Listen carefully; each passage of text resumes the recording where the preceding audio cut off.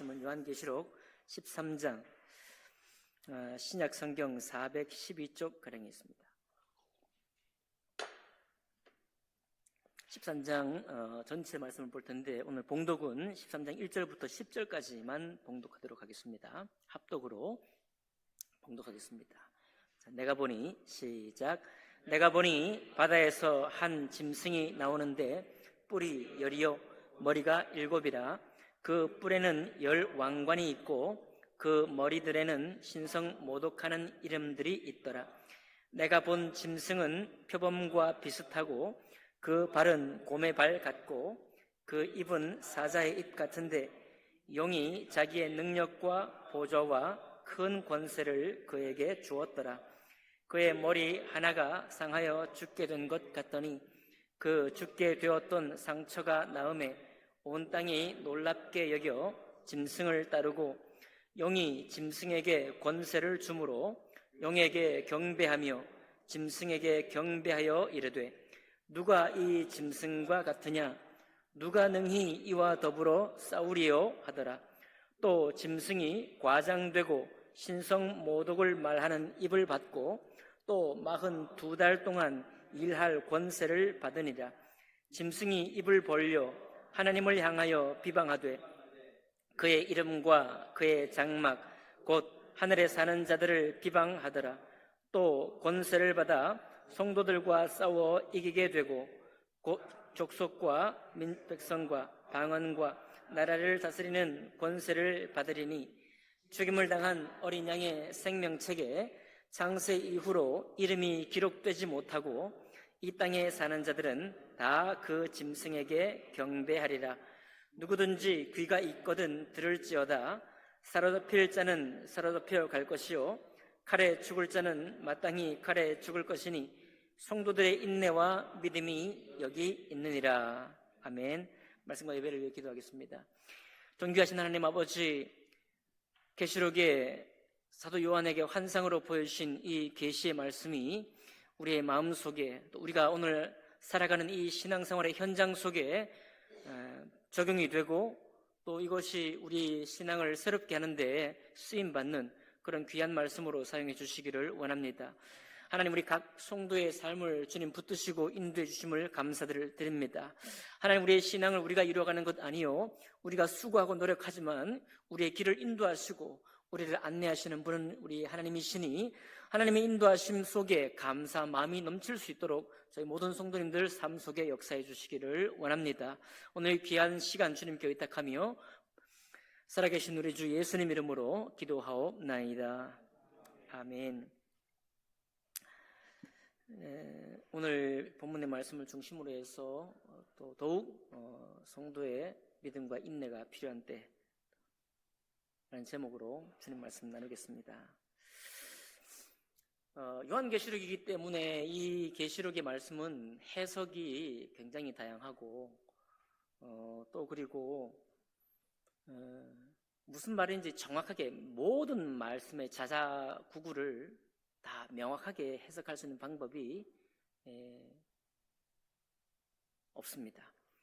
그러나 최근까지 2000년이 지나는 동안에 많은 학자들이 연구하고 또 해봤을 때 크게 세 가지 계시록 말씀을 바라보는 큰 원칙이 있습니다. 첫 번째는 이 계시록 말씀은 2000년 뒤에 우리에게 갑자기 이상한 생각을 하라고 쓴 것이 아니고 이 계시록이 쓰여질 당시에 이 편지를 받아볼 성도들의 상황, 그 상황과 아주 밀접하게 연결되어 있다는 원칙입니다. 여러분, 우리가 편지를 쓸 때도 그 편지는 그 편지 받는 사람과 나와 실제로 관계되어 있는 것 가지고 편지가 쓰여지잖아요. 네. 뉴스를 보도해도 오늘 여러분과 제가 듣고 있는 충분히 사실적으로 확인되어 있는 걸 가지고 거기서부터 이야기가 진행되는 것입니다. 성경의 계시록뿐만 아니라 모든 성경이 다 마찬가지예요. 그냥 하늘의 어떤 구름 위에 있는 어떤 사실, 하나님의 어떤 사실을 우리와 전혀 관계없는 채로 증가하는 것이 아니고 우리와 관계되어 있다. 특별히 1세기 초대교회 당시의 성도들의 상황과 형편에 긴밀하게 연결되어 있는 상황이 있다. 그래서 모든 연구자들은 여기에 적혀있는 내용을 통해서 당시에 어떤 상황과 이 말씀이 연결될까를 연구합니다. 그 연구가 굉장히 많이 진척이 돼가지고 오늘 우리가 이 계시록 말씀을 이해하는데 훨씬 더 이해가 빠르게 또 엉뚱한 이해를 하지 않게 되는 그런 이제 해석법을 우리에게 보여주고 있습니다. 동시에 두 번째는 이 계시라는 거예요. 계시, 환상이라는 것입니다. 환상. 그러니까 성도들의 삶에 당시 1세기의 삶에 긴밀하게 관계되어 있지만 그 관계가 예언적으로 계시된 것이기 때문에 이 예언적으로 계시될 때 사용되는 것이 바로 각종 비유로 암호처럼 이렇게 사용되는 거예요.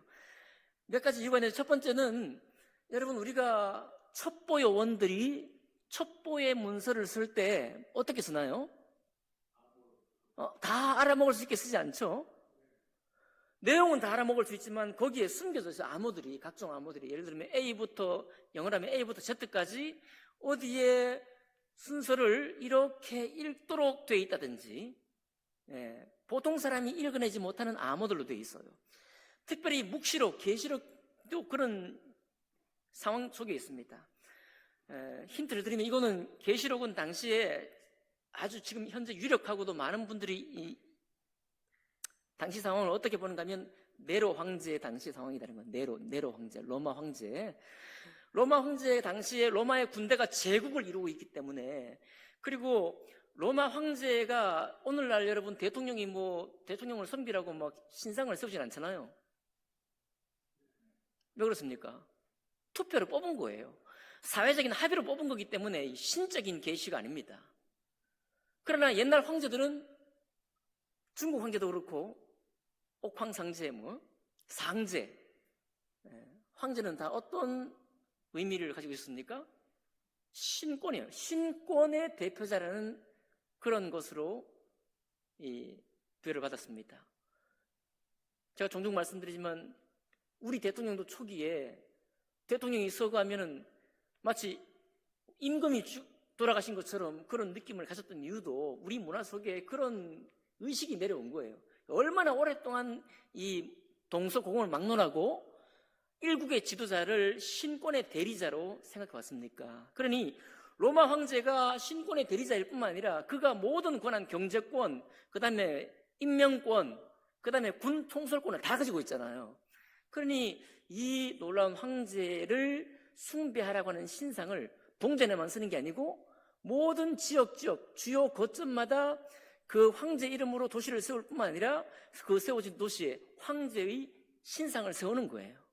그리고 그 신상에 경배하거나 절하지 않으면 어떻게 되는 거예요?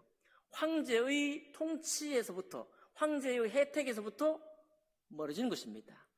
자, 그런 상황 속에서 이 계시록이 주어졌다는 거예요. 세 번째는 계시록이 역시나 이 편지를 받던 당시 상황 속에 철저하게 연결되어 있으면서도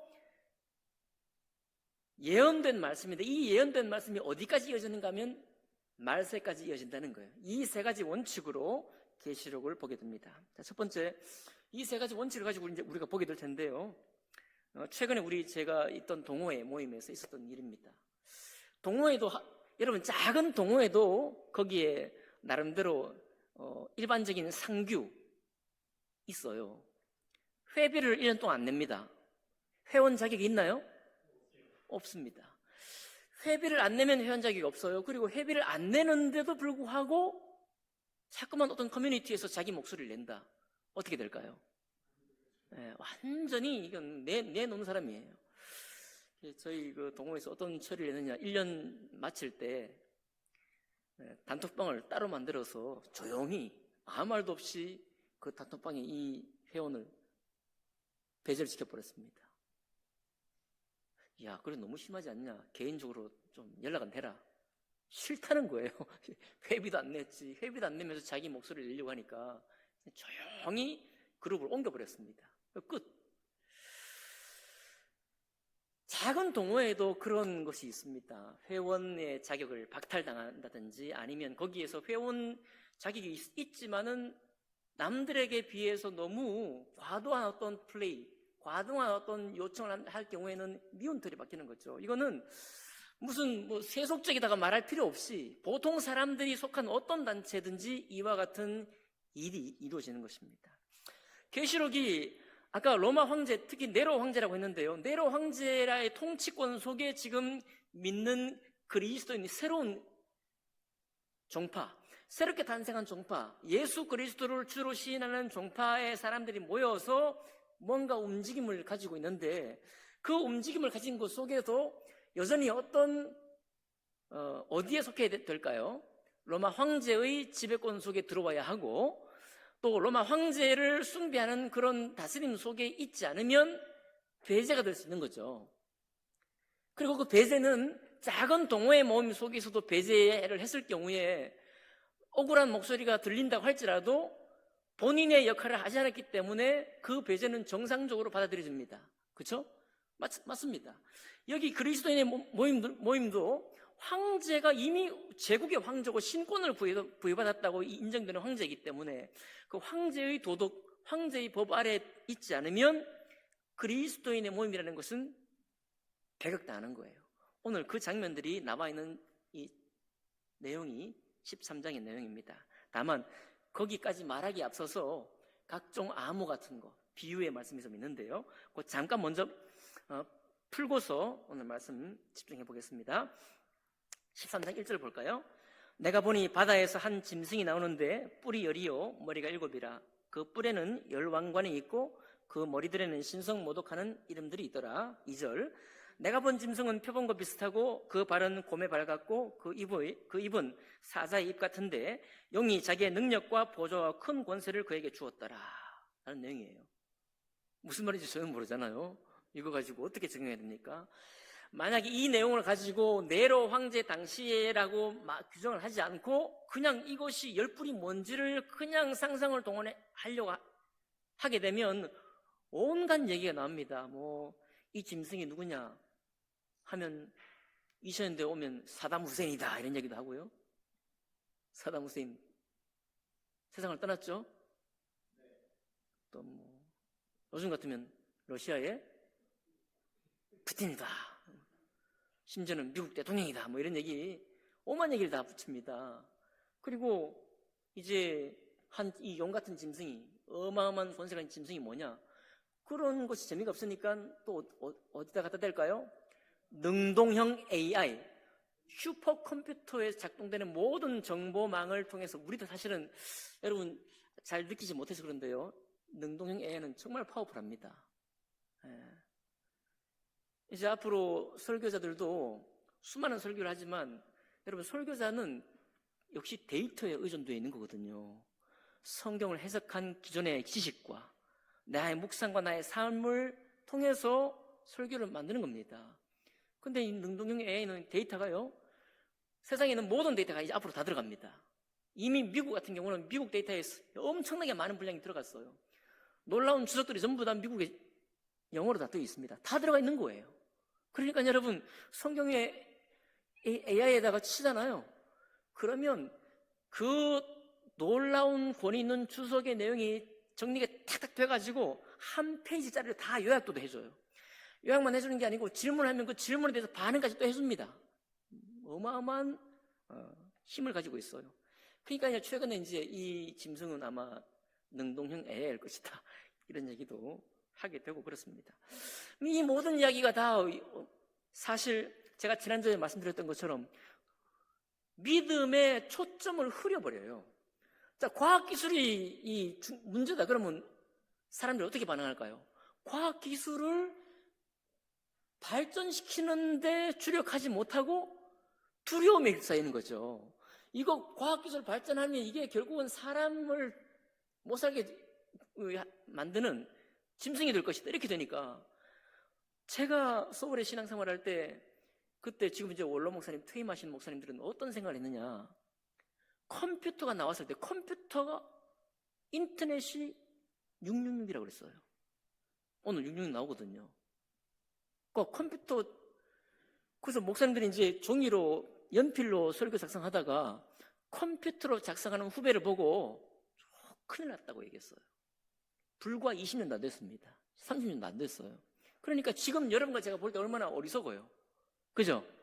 근데 이게 지금도 계속 반복이 되고 있어요. 이런 적용이. 그러니까 이렇게 적용하라고 주님께서 쓰셨느냐? 그렇지 않다는 겁니다. 자, 아까 세 가지 원칙 중에 말씀드리지 않은 한 가지 원칙이 있는데 요한계시록은 특별히 구약 말씀에 철저하게 기반되어 있어요. 구약 말씀에. 하나님의 성전 말씀에 아주 기반되어 있고, 그리고 구약의 묵시와 아주 연결되어 있습니다. 오늘 23장 1절 2절은 다니엘서예요. 다니엘서 2장, 다니엘서 7장, 다니엘서 8장에 세 가지 꿈이 나오고 그 꿈에서 환상이 나옵니다. 혹시 그 다음 화면 한번 보여줄 수 있을까요? 네. 우리가 한번 다니엘서라든지 계시록뿐만 아니라 이제 미래에 있을 일에 대해서 한번 봤던 그림이에요. 잘 안 보이시지만 다니엘서 2장에는 여러분 한번 떨려볼까요? 뭐 머리는 금이고 이 가슴은 은이고 그 다음에 여기 허리는 동이고 다리는 철이고 맨 아래에 반은 진흙이고 반은 머리. 그게 다니엘서 2장의 꿈 내용이잖아요. 그리고 다니엘서 7장 가면 저기 있습니다. 7장 가면 오늘 여기 나오는 짐승이 네 짐승이 나오는데 독수리 날개 가진 사자 같은 짐승이 나오고 그 다음에 새 갈빗대를 이사에 물은 곰 같은 짐승이 나오고 다니엘서 7장이에요. 그 다음에 새의 날개 넷이고 머리가 넷이 달린 표범 같은 짐승이 나오고 마지막으로 무섭고도 놀라운 열불 가진 짐승이 다니엘 7장에 나와요. 그럼 저거를 우리가 어떻게 이해하느냐? 너무 감사하게도 다니엘서 8장에는 저 꿈을 니네 알아서 마음대로 해석해라고 하지 아니하고 당시에 다가올 제국이라는 것을 명확하게 암호를 풀어놨어요. 다니엘서 8장에 너무 감사하게. 다니엘서 8장 20절에 보면 순양 순염소 환상이 세 번째 환상이 나오는데 그때 뭐라고 나오는가 하면 다니엘서 8장 20절에 메데바사 왕이다 라는 말이 나오고 다니엘서 8장 21절에 헬라 왕이다 나옵니다. 헬라 왕과 내 나라다. 그리고 다니엘서 8장 23절에 마지막 때 한 왕이다 해서 로마 제국을 말하고 있어요. 그러니까 다니엘서 2장의 금, 은, 동, 철 저것 역시 바벨론 제국, 아수르 제국, 바벨론 제국, 그 다음에 아니죠. 메데바사와 페르시아 제국, 바벨론 제국, 메데바사 제국, 그 다음에 페르시아 제국, 그 다음에 헬라 제국, 그 다음에 로마 제국. 그 순서대로 되어 있다는 것을 우리가 확인하게 된 거예요. 암호를 푼 게 아니라 다니엘서 자체에 이미 그 암호를 풀어주었어요. 그리고 다니엘서 7장에 보면 저 네 짐승이 나오는데 그 네 짐승도 우리가 이제 알 수 있는 거예요. 첫 번째 짐승은 바벨론 제국이에요. 두 번째 짐승은 메데바사 제국입니다. 세 번째 짐승은 헬라 제국, 곧 그리스 제국이에요. 네 번째 짐승은 로마 제국입니다. 저게 이제 역사상으로 이 각종 짐승으로 비유한 이유가 역사적으로 증명이 되니까 이건 역시 정설이에요. 그러니까 저거는 암호긴 하지만 이미 풀어진 암호예요. 그죠? 다니엘 당시에는 아직 풀리지 않았죠. 하지만 다니엘이 저 편지를 쓸 때, 저 다니엘서를 쓸 때 이미 바벨론 제국, 다니엘이 누구의 포로가 됐죠? 페르시아. 바벨론 70%가 되어가지고 그동안에 바사 제국이 됐잖아요. 고레스 왕. 그 당시에 다니엘이 끌려갔기 때문에 이미 바벨론 제국하고 페르시아 제국은 경험이 되고 있는 거예요. 그 다음에 헬라 제국과 로마 제국을 예언해서 말하고 있는 것입니다. 자, 그런데 오늘 계시록 13장에는 사실은 짐승 이름이 똑같아. 한 짐승인데 한 짐승의 내 모습인데 표범과 같고 곰의 발 같고 사자의 입 같아요. 이게 다 어디 나오는 얘기입니까? 다니엘서 7장에 나오는 얘기예요. 다 똑같은 짐승입니다. 다만 다른 게 뭐냐면 한 짐승의 모습은 표범, 사자. 그다음 발은 뭐예요? 곰, 입은 사자 이렇게 되는 거죠. 여기서 중요한 거는 계시록이 쓰여질 당시에 로마 대화재가 64년에 일어나고 예루살렘 성전이 70년에 완전히 무너지죠. 그리고 그 무렵에 네로 황제의 통치 시절이고 그 64년에 로마 대화재가 났을 때 그때 그 화재의 원인을 제공한 그룹을 지목한 것이 기독교인이었고 그 기독교인을 지목해서 네로 황제가 핍박을 했고 그때 순교한 사람들이 베드로와 사도 바울이다. 이렇게 이제 알려져 있거든요. 그러니까 이때 지금 이 한 짐승은 로마인 뿐만 아니라 네로 황제와 가까운 인물인 거예요. 네로 황제라고 볼 수도 있습니다. 한 인물이니까. 용이 자기의 능력과 보좌 그 큰 권세를 그에게 주었어요. 여러분, 로마 황제, 지금 천조국이라고 하는 미국이 전 세계 경찰국이라고 하고 있잖아요. 어디든지 자본주의와 미국의 이익에 방해되거나 해악을 끼치게 되면 가서 전쟁을 일으킬 수 있는 능력을 가진 나라. 로마 제국이 당시에 그런 권세가 있으니까. 여기 단지 어떤 짐승이 능력과 보좌와 큰 권세라, 이게 우리가 쓰지 않는 말이지만 다 통치권을 말하고 있는 거예요. 통치권뿐만 아니라 군대를 동원해가지고 짓밟을 수 있는 권세, 그런 큰 능력이 있다. 한마디면 세계가 왔다 갔다 하는 거죠. 그 권세를 주었다는 거예요.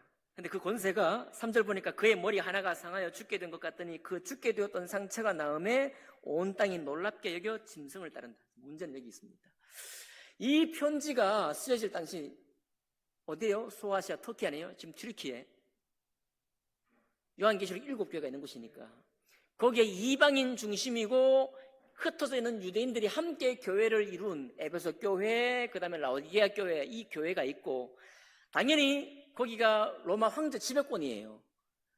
튀르키예뿐만 아니라 그리스까지, 북아프리카, 스페인까지 전부 다 로마 제국의 지배권이니까 거기에 로마 황제 신상이 세워지겠죠. 그 로마 통치가 이루어질 거 아닙니까?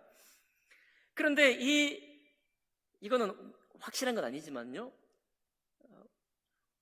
확실한 건 아니지만 네로 황제가 파르티아라는 다른 제국 아래 있는 나라에 도망을 갔다 숨어 있다가 나중에 로마로 다시 돌아와요. 돌아온다는 전설이 이제 있는데 그 전설을 여기 죽게 되었던 상처가 나았다라고 이제 보는 거예요. 근데 그 전설에만 입각한 것이 아니라 사실은 이 사람이 네로일 뿐만 아니라 장차 올 미래의 적 그리스도이기도 한데 왜 적 그리스도라고 하느냐 하면 죽게 되었던 상처가 나았다는 말은 뭡니까? 누구를 떠올리게 만들죠? 예수님. 예수님은 죽었다가 사신 분이시지만 죽게 되었던 상처, 죽을 수밖에 없는 상처예요. 칼에 찔림받고 창에 찔림받고, 그죠? 못 박히고 죽을 수밖에 없는 상처를 받았는데 나았다는 거예요. 그러니까 죽음의 권세를 이기신 예수 그리스도와 닮았잖아요. 그죠? 그러니까 그만큼의 기적과 같은 능력을 부여받은 자가 이 짐승인데 이 편지가 소아시아에 뿌려질 때 이 사람이 누구냐? 괴짜 승이냐? 혼돈의 정치를 유혹하는 이상한 사람이냐? 그게 아니라 가장 통치권을 가지고 있던 로마 황제, 그리고 가장 중심인물 네로 황제일 것이다, 이렇게 보는 것입니다. 그 네로 황제로부터 이제 이 일이 시작이 되는데 오늘 여기에 있는 많은 이야기들이에요. 저기 있는 이야기를 크게 한번 정리해 보겠습니다. 제일 중심은 용이에요. 지난주에 용이 나왔죠. 용은 옛 뱀이요, 마귀라고도 하고 사탄이라고도 하고, 그죠? 큰 붉은 용, 옛 뱀, 그리고 속이는 자라, 이렇게 나와 있잖아요. 그 속이는 자, 영적인 권세를 가진 그 용 마귀오 사단의 대리자가 된 것이 첫 번째 나온 짐승인데, 이 짐승이 네로 황제 혹은 로마 황제라는 겁니다. 근데 이 로마 황제를 통해서 그리고 이후에 있는 모든 예언된 장래에 일어날 일들이 다 뭐냐니까 5절과 같은 내용이 나오는 거예요. 자, 5절 뭡니까? 짐승이 과장되고 신성모독을 말하는 입을 달고 그래요. 나중에 나오는 666도 마찬가지지만요. 자, 짐승의 수라, 사람의 수라, 그리고 이마에 표를 받았으니 666이라 말이 나옵니다. 이게 다 뭘 말하는가 하면 하나님이 없다는 거예요. 불완전한 수 6이 세기가 되어서 777이 아니라 666이다. 사람으로 완전한 수. 불완전한 사람이 완전하다. 그건 뭡니까? 하나님 없이도 우리는 완전하다. 하나님 없어도 잘 살 수 있다. 그런 얘기예요. 그러니까 신성모독이라는 게 뭡니까? 예수 그리스도가 무슨 말이냐 이런 얘기예요. 여호와 하나님이 무슨 말이냐 이런 얘기예요. 오직 황제의 권세 아래에 들어오는 사람들은 우리의 회원된 사람들이고 우리의 혜택을 받을 것이나 황제의 권세 아래에 들어오지 않는 어떤 그룹도 어떤 회원들도 황제에게로부터 혜택받을 수 없다. 그런 이야기입니다. 그런 이야기 가장 뼈 아프도록 나온 이야기가 17절에 나와 있어요. 17절 같이 읽어볼까요? 17절 시작. 누구든지 이 표를 가진 자 외에는 매매를 못하게 하니 이 표는 짐승의 이름이나 그 이름의 수라. 네, 뭘 못하게 해요? 매매. 경제활동에 참여를 못합니다. 사고팔고를 못하는 거예요. 연구자들이 연구가 잘 진행이 돼가지고 여러분 고린도전서에 신전에 나와서 나온 음식을 먹느니 마느니 이런 얘기가 있잖아요. 그거를 쫙 당시의 상황을 연구해 보니까 동업조합이래요. 동업조합.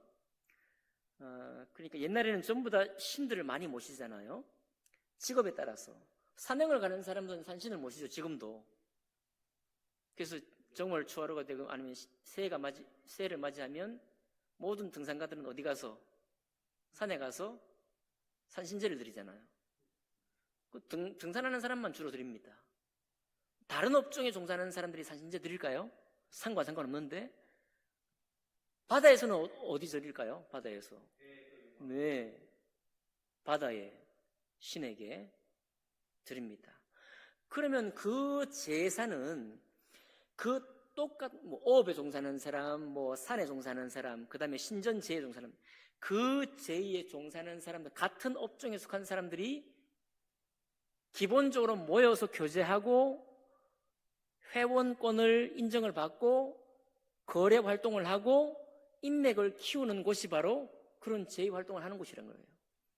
그러니까 만약에 그 신전 제의에 참여하지 않는다고 한다면 기독교인이어도 기독교인인데 내가 가죽을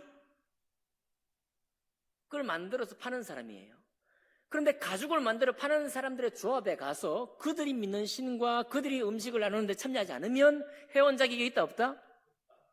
회원 자격 안 주는 거예요. 회원 자격을 안 주면 어떤 지역에 내가 가죽을 만들 기술도 좋은데 아버지 때부터 일을 해왔는데 내가 기독교인이기 때문에 안 갔습니다. 그러면 이 가죽 팔 수 있어요 없어요? 장사 요즘 말로 하면 행당동에 떡볶이 있죠. 신당동 떡볶이 그 지역에 떡볶이를 하는데 거기에 가게를 줘 안 줘요? 안 줘요. 기술이 있지만 장사할 수 없는 거예요. 이런 위협을 받던 시대가 초대교회다. 왜냐하면 교회라는 게 어디 듣도 보도 못한 그룹이잖아요. 생존 있지도 않던 그런 사람들의 공동체입니다. 그러니까 아주 쉽게 제거될 수 있는 거죠. 어디서 굴러온지 몰라. 예수라는 이단의 괴수를 믿는다는데 이 뭐 하는 사람들인지 모르는데 이 사람이 회원의 기본 요건을 충족시키지 않아요. 참여도 하지 않고 회비는 낼지 모르지만 참여도 하지 않습니다. 그러니까 매매를 못하게 하는 거예요. 여기 13장에 나오는 큰 두 가지 정책이 나오는데 그것은 칼에 죽임을 당할 것이냐 아니면 경제활동에 참여 못할 것이냐 이 두 가지입니다. 제가 이 계시록 말씀드릴 때마다 사람이 가장 취약한 거 두 가지 말씀을 드렸는데 그 두 가지 다 나와 있는 거예요. 죽고 싶나? 이런 거예요. 황제의 무력 군사들에게 죽고 싶어? 죽고 싶지 않으면 나에게 경배하고 너 믿는 거 포기해. 첫 번째입니다. 우리가 지금은 민주사회에 살고 있지만 불과 60, 70년, 80년 돼도 시퍼런 권력의 서슬이 살아있을 때예요. 그죠? 여러분들은 느껴본 적이 없습니다. 군대 말고는. 저항해본 사람들은 권력의 맛을 봤죠. 죽임당하고 고문당하고 그랬던 시절이 불과 몇 년 전입니다. 황제가 있을 때 인권이 뭐 있었겠습니까? 지도세도 모르게 되는 것입니다. 이것이 그리스도인을 향한 첫 번째 위협이에요. 두 번째 위협은 더 뼈아픈 것입니다. 자기가 저항하다 죽으면 자기만 죽으면 돼. 물론 일족을 멸문당할 수도 있지만 경제활동은 버젓이 살아있는 우는 아기에게 먹일 게 없다는 거예요. 내가 굶는 것은 나 하나 굶을 수 있지만 나와 결혼한 내 아내, 내 남편, 내 자녀 먹을 게 없는 겁니다. 가서 사회활동할 수 없어요. 이 두 가지가 인류 역사가 시작된 이래로 모든 통치자가 쓰던 통치 방법입니다. 가장 우리를 뼈아프게 하던 통치 방법이에요. 근데 그 통치의 방법이 초대교회에서 예수 믿겠다고 한 사람들에게 가장 극렬하게 지금 사용되고 있는 거예요.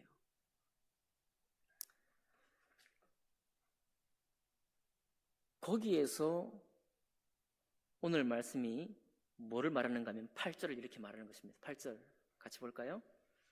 죽임을 당한 어린 양의 생명책에 창세 이후로 이름이 기록되지 못하고 이 땅에 사는 자들은 다 그 짐승에게 경배하리라. 다 황제에게 경배할 것이다. 그런 이야기예요. 근데 누가? 죽임을 당한 어린 양의 뭐에? 생명책에 이름이 기록되지 못한 사람들. 그런데 여러분, 생명책에 기록되지 않았다는 얘기는 이해가 되는데 요한계시록은 굳이 죽임을 당한 어린 양의 생명책이라고 말하고 있는 거예요. 왜일까요? 신앙이 우리처럼 이렇게 편하지가 않은 거예요. 그러니까 하나님을 믿는다는 사실이 그냥 나의 믿음의 고백이야. 내가 마음으로 믿고 입으로 고백했으니 내가 하나님의 사람이야. 이런 고백이 아닌 겁니다. 그러니까 당시에 예수 믿는다는 거는, 그리고 오늘날 여러분과 저에게 하나님이 요청하는 바는 뭐냐? 죽임을 당한 어린 양의 생명책에 기록되어 있다. 이 말은 신앙을 가진 사람은 하나님의 이름으로 설령 예수 믿다가 예수 믿는 믿음으로 죽임을 당한다고 할지라도 내가 주님과 함께 하겠다는 믿음의 고백이라는 거예요. 그런 고백이 되지 않으면 이 땅에 기록되지 못하고 이 땅에 사는 자들은 다 그 짐승에 경배하라고 그러잖아요. 그럴 수밖에 없습니다. 왜요? 하나님에 대한 믿음이 없는데 내가 죽으면 누구 손해입니까? 내가 경제활동 못해가지고 자녀가 굶주리고 어려움을 당하면 누구 손해예요? 나만 손해잖아요. 내 집만 손해잖아요. 누가 없어요? 하나님이 안 계신 거예요. 하나님이 나를 향한 영원한 생명의 보호하심과 그분의 믿는 성도의 신원의 눈물, 괴로움의 눈물을 다 듣고서 우리를 부활케 하실 뿐만 아니라 주님과 영원히 새하늘과 새 땅에서 주님이 계신 보좌 앞에 가서 영존한 삶을 누릴 것이다 라고 하는 믿음이 뜬구름 잡는 믿음으로 요청하는 것이 아니라 지금 당장 죽음의 핍박 속에 있을 때에 이 믿음의 고백을 한 사람들이에요. 그러니까 이 사람들은 비록 내가 땅에 남겨져 살고 있지만 하나님을 믿으니 땅의 권세를 가진 로마 황제 네로 황제의 이 철통 같고 너무나 무섭고 두려운 죽음의 통치, 경제 활동을 못하게 하는 통치가 있지만 그럼에도 불구하고 그 짐승에게 경배하지 않을 수 있는 거예요. 그런데 그 믿음이 없으니까, 혹시 믿음이 있더라도 그런 종류의 믿음은 없으니까 짐승이 칼로 덤벼들고 경제 활동을 제재하는 곳으로 덤벼들게 될 때 우리가 붙들 수 있는, 신뢰할 수 있는 게 있어요, 없어요? 아무것도 없는 거예요. 우리의 삶을 보상해 줄 것이 없습니다. 나의 죽음을 보상해 줄 것이 없는 거예요. 나의 경제활동의 불편함 속에서 내 가족이 고생하는 이 고생에 아무런 보상도 믿어지지 않는 것입니다. 그러니까 어떻게 돼요? 전부 다 황제의 통치 속에 들어가는 거예요. 그러니까 계시록 쓰여질 당시에 배교가 얼마나 많았을까요? 그 얘기예요, 여러분. 계시록이 쓰여질 당시에 여러분 그런 배교를 우리가 바울서신에서 보잖아요. 데메드리오는 세상을 사랑하여 어디로 갔고? 세상으로 갔고 나오잖아요. 우리는 그냥 쉽게 비방했어요. 야, 예수 믿고 신앙생활 해야 되는데 뭐가 좋다고, 뭐가 세상 삶이 그렇게 아쉽다고 세상을 사랑하냐? 그런 얘기 아닌 거죠. 세상을 사랑하기에는 내게 주신 자녀, 내게 주신 논과 밭, 주님 말씀하신 거 있죠? 내게 주신 부모님, 세상에 가장 귀하게 주님이 원래 선물로 주신 그 관계의 소중에서 갔다 이 말이에요. 흥청망청대로 간 게 아니고, 여러분, 신실한 믿음에서 떠나가지고 세상의 아름다운 환락을 누리려고 떠난 게 아니고, 나에게 여러분과 저에게도 소중한 그 소중한 것을 하나님보다 더 귀하게 사랑할 수밖에 없고 애증할 수밖에 없기 때문에 그것 선택해서 갔다는 거예요. 그런 배교가 우리가 볼 때도 이해가 되잖아요. 그렇죠? 여러분과 제가 볼 때 이해가 되잖아요. 얼마나 소중합니까? 심지어는 바로 주님이 나에게 허락하신 그 관계를 잘 이루기 위해서 신앙생활을 하는 것이 오늘날 얼마나 많습니까? 우리 속에. 우리에게도 우리 신앙의 주된 목적인데 그것이. 그런데 그것을 경제활동 못하게 해서 굶게 만들죠. 칼로서 잡아가 죽이죠. 그러니까 어떻게 견디겠느냐 이거예요.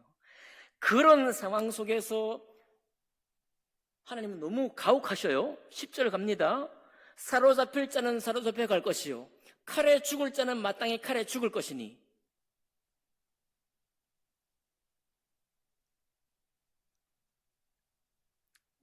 누구 얘기냐? 믿는 그리스도인들 얘기예요. 그렇게 철석같이 보호해 주시겠다고 우리에게 믿음을 주시고, 하나님이 우리의 영생 삶뿐만 아니라 우리의 행복한 삶을 위해서 그렇게 영접하고 교회에서 신나게 신앙생활을 하게 만들어 놓고서 사로잡힐 자는 사로잡혀 갈 것이요 힘들어하게 해요. 어떻게 보면 이 가운데 황제의 군대에 끌려가서 죽임을 당할 자는 죽임을 당할 것이다. 그 얘기예요. 지금 그 이야기입니다. 아니, 보호해 주신 하나님 어디 가셨어? 우리를 그렇게 달콤하게 우리에게 속삭여 했던 주님 어디 계십니까? 칼에 죽을 자는 마땅히 칼에 죽을 것이니. 이야, 너무 황당하지 않습니까? 이 가운데 칼에 죽을 자는 죽임을 당할 수밖에 없다라고까지 말하는 거예요. 그래 놓고 하는 이야기가 성도들의 인내와 믿음이 여기 있느니라고 말하는 거예요. 참 우리 신앙이 완전히 깨는 것입니다. 우리 상식적인 신앙이 아니에요. 이거는 믿음을 어디에 요청하신 거예요? 믿음을 지금 어디에 세우시고 계시는 겁니까? 칼이 덤벼들고 있는 상황 속에, 거기에, 여기에 지금 다른 사람들이 사로잡혀 죽임을 당하고 있는 여기에, 칼에 죽을 자가 끌려 칼에 죽고 있는 여기에, 순교할 자가 순교하는 여기에, 베드로와 바울이 죽어가고 있는 여기에 세울 것이 뭐냐? 성도들의 인내와 믿음이라는 거예요. 여러분과 저의 믿음의 현 상태에 대해서 하나님은 묻고 있지 않습니다. 또 책망하려고 하는 것도 아니에요. 믿음이 왜 그렇게 보배롭다고 말을 하고 찬양의 가사로 우리가 날려버릴 내용이 아니라 어떻게 이렇게 처절하고도 어떻게 이렇게 진중한 이야기, 심지어 암호 같은 말들을 통해서라도 시대와 역사 속에서 당시에 신앙의 핍박 속에 있는 성도들 뿐만 아니라 오늘날 살고 있는 여러분과 저에게까지 이런 믿음을 요청하시는 데는 믿음과 인내를 가진 자가 신앙생활을 하는 곳에는 이와 같은 일이 있겠구나라는 것을 짐작할 수도 있게 만드는 것입니다. 먼 얘기 아니에요, 여러분. 우리 저기 덕양에 저보다 좀 나이가 어린 친구가 있는데, 인도 위에 무슨 나라가 있죠? 인도 위에. 오른쪽에 방글라데시가 있고, 왼쪽에 파키스탄이 있죠. 선교사로 간 거예요. 젊은 나이에. 가가지고, 폭탄이 자폭한 테러 이런 것들이 버스를 타고 가면 여기저기 있는 거예요. 지금 이스라엘처럼. 사람이 죽는 모습이 보이는 겁니다. 그 목격하고 왔대요. 그리고 이제 선교사를 끝내고 덕양 와서 지금 한 교회를 담임 목회를 하고 있습니다. 그런 장면에. 그러니까 아마 오늘 우리가 이 편안하고 안온한 신앙생활 가운데 있지만은 어떤 누구는 너무 무대뽀여서 용기가 너무 아무것도 모르고 용기를 너무 받은 나머지 선교 현장에 딱 갔더니 막 사람들이 죽어가는 거예요. 예, 그런 것을 보고도 옵니다. 경험하고도 와요. 예, 그런 상황 가운데 있을 때에 주님께서 오늘 말씀의 제목처럼 성도의 믿음이 어떤 믿음이냐, 이와 같은 상황 가운데 있을 때에 성도의 믿음이다 라고 말하는 것이고요. 인내라는 게 뭐냐, 인내가 삶이 힘들어 죽겠는데 끝까지 믿음으로 인내하십시오, 이런 정도의 인내를 말하고 있지도 않다는 얘기입니다. 우리는 그런 말로 우리의 삶을 격려하고 권면하지만은 여기 계시록에 이 말씀이 기록될 때 이 믿음과 인내는 그런 믿음이 아니라고 말씀을 드리는 거예요. 이 믿음과 인내는 사로잡힐 자는 사로잡혀 가는 가운데 그 사로잡혀 가는 사람을 네가 보면서도 여전히 그리스도를 고백할 인내를 요청하는 것이고, 성도 중에 어제 예배 드렸다가 오늘 칼에 죽을 자로 끌려간 사람을, 끌려가는 장면, 울부짖으면서 안 끌려가겠다고 발버둥치는 사람을 보면서도 너의 믿음의 인내와 너의 믿음이 여기에 있어야 할 것이라고 말하면서, 그런 사람의 믿음의 고백이야말로 죽임을 당한 어린 양의 생명책에 창세 이후로 이름이 기록된 사람이다 라고 말하는 거예요.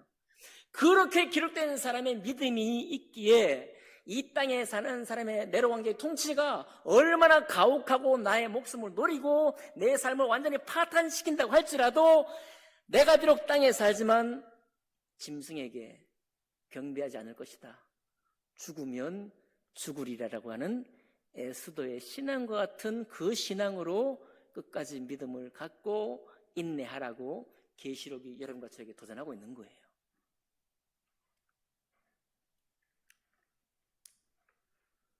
그 666은 아무것도 아닙니다. 666은 네로 황제의 이름을 풀어서 숫자로 하면 666이라고 하는 건 정설인데, 666이 뭡니까? 사람의 완전한 수라고 말씀드렸어요.